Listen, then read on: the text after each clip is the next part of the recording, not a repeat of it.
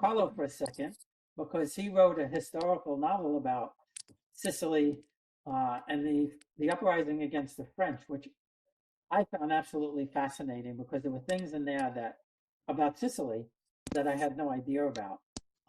And for people who want to get a sense of what it was like in Sicily, 800 years ago, read Siciliana, right? Well, Carl, That's give us a little insight into that.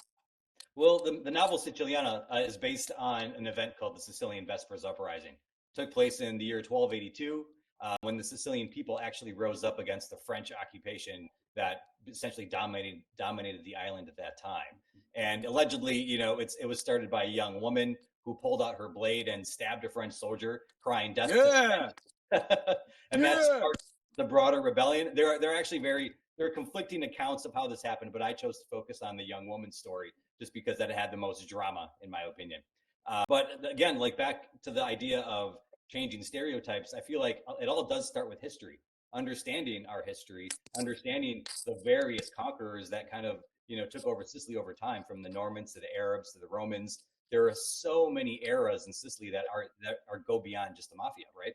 So I Sure. think as people start to study the history, you can start finding those examples of heroism and courage and Sicilian heart, which I focused on in my book.